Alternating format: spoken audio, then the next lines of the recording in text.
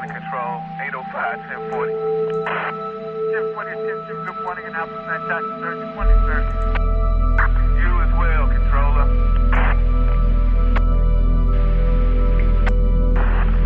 Operator, 1040, please.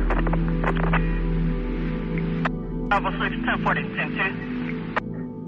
Bienvenue à tous dans cette nouvelle vidéo dans laquelle nous allons voir comment coder un indicateur en MQL4 avec l'aide de ChatGPT-4. Alors pour cet indicateur, j'ai choisi de personnaliser les retracements de Fibonacci. Pourquoi Fibonacci? Eh bien tout simplement parce que c'est l'un des indicateurs les plus utilisés par les traders. Notre code va tracer les lignes de Fibonacci et on pourra paramétrer la distance ou le temps entre les points hauts et les points bas qu'on veut tester, c'est-à-dire entre le 100% et le 0%. Par exemple, ici, 180, c'est 180 minutes, donc 3 heures. Et si je veux calculer un retracement sur une période de 24 heures, eh bien, je tape 1440. Et l'indicateur trace les Fibonacci entre les plus hauts et les plus bas depuis 24 heures. Ensuite, on pourra coupler cet indicateur avec un MACD par exemple. Cet indicateur nous permettra de calculer un niveau de retournement après le franchissement d'une ligne de Fibonacci avec une validation sur un signal MACD par exemple. Mais déjà, on va commencer par les retracements de Fibonacci. Alors oui, les traders peuvent et créent souvent des indicateurs personnalisés qui combinent plusieurs indicateurs standards pour s'adapter à leurs besoins spécifiques. Votre proposition de combiner le retracement de Fibonacci avec le MACD est tout à fait faisable. Peux-tu me donner un exemple de code pour cet indicateur? Je suis désolé, mais en tant qu'IA, je ne suis pas encore capable de générer du code MQL4 complexe. Ouh là là, mais attends, c'est quoi ce délire? Alors, on va l'aider un petit peu. Peux-tu me donner un exemple de code maintenant pour notre indicateur? On va mettre pour notre indicateur personnalisé qui calcule un plus haut. Tu peux te servir de la fonction iLowest par exemple pour déterminer le plus haut de 3 heures. Puis grâce à la fonction ObjectCreate, tu pourras tracer les lignes de Fibo. Ah ben voilà, c'est mieux ça, bien sûr. Voici un exemple de script. Ok, donc on a la principale fonction pour les indicateurs qui est la fonction onCalculate. Elle reçoit plusieurs paramètres contenant les données historiques des prix, les volumes, le spread, etc., etc. Ensuite, il calcule le plus haut grâce à la fonction iHighest. Ouais, il a utilisé iBarShift, mais bon, on verra, on n'a pas vraiment besoin. D'accord, d'abord il supprime l'objet Fibonacci s'il existe déjà, et ensuite il crée l'objet. Il définit les niveaux de Fibonacci dans un tableau, le tableau Levels. Il fait une boucle, il boucle ce tableau pour ensuite dessiner chaque ligne sur les différents niveaux. Ok, alors on va copier son code et on va ouvrir un nouveau script pour indicateur. Ici, indicateur. On va l'appeler super Fibo. Suivant. Ici, on ne fait rien car on veut que l'indicateur soit dans la fenêtre principale. Et on fait terminer. Voilà. Donc voilà le script vide et on colle le script de ChatGPT. Déjà ici, je note des petites erreurs au niveau des paramètres des fonctions iHighest. Si on regarde dans la documentation, on voit que le deuxième paramètre est une énumération qui désigne le time frame. Et nous, on ne veut pas que notre robot tourne sur des graphiques en unité 3 heures. On veut qu'il tourne sur n'importe quel graphique. Ici, on va mettre 0. Tu as fait une erreur dans les fonctions.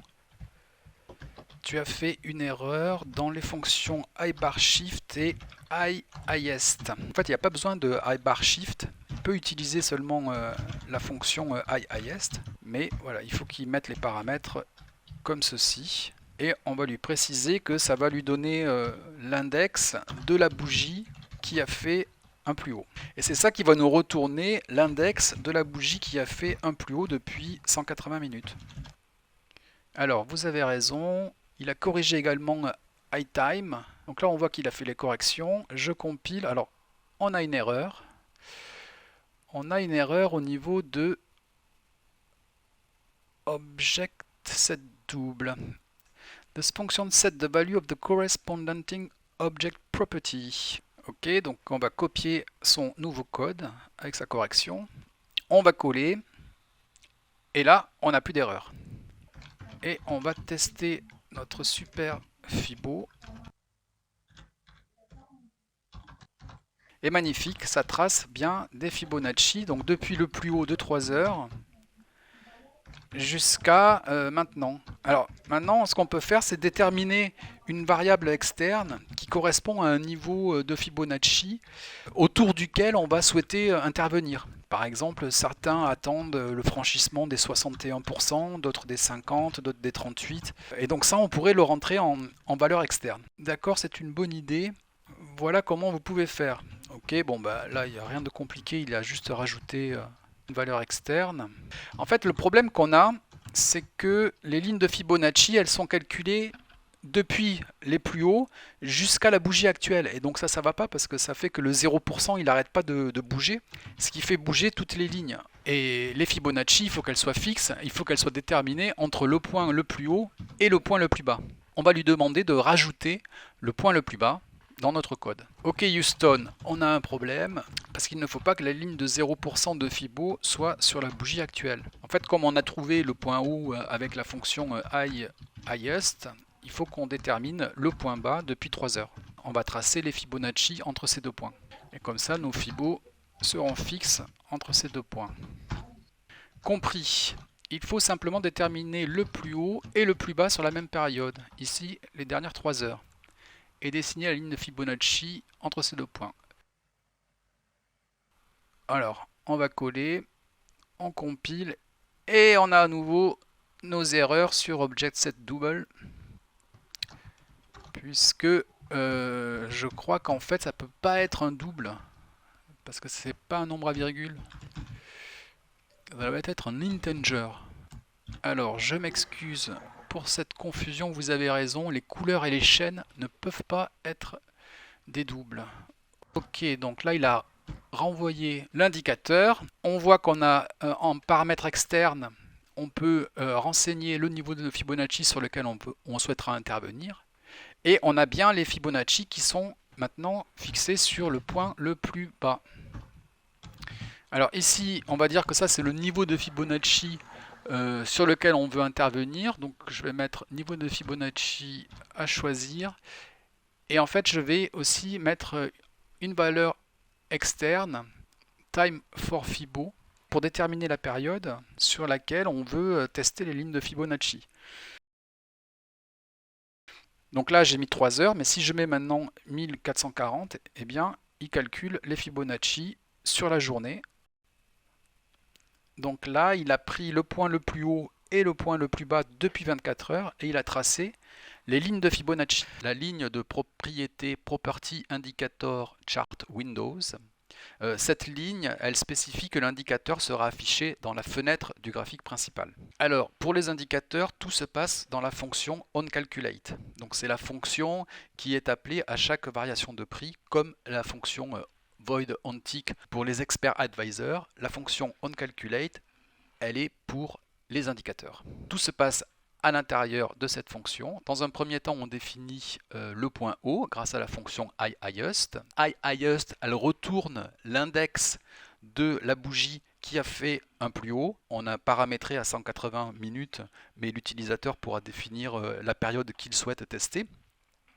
Donc si par exemple on est sur un graphique 1 minute et que le dernier plus haut c'était il y a 18 minutes, eh bien cette fonction iHighest retournera le chiffre 18.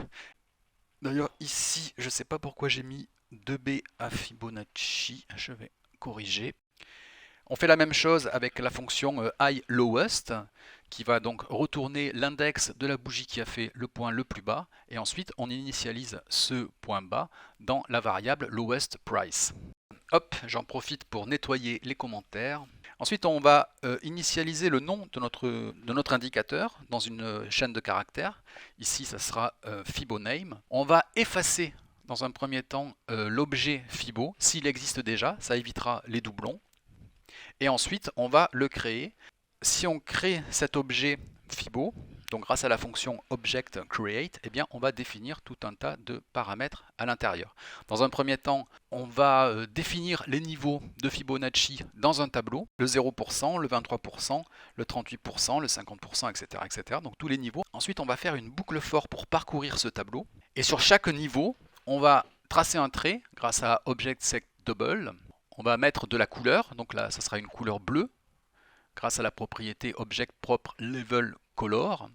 Et on va donner un nom à chaque niveau, 0%, le 23%, qui sera affiché à côté des lignes. Et enfin, la fonction ObjectSetInteger va simplement nous permettre, grâce à la propriété ObjectPropreSelectable, qui est paramétrée sur False, donc c'est-à-dire que l'utilisateur ne pourra pas sélectionner un autre objet ou le déplacer. Ensuite, ObjectPropBack à False, c'est pour s'assurer qu'en fait les lignes de Fibonacci seront au premier plan, donc les bougies seront derrière.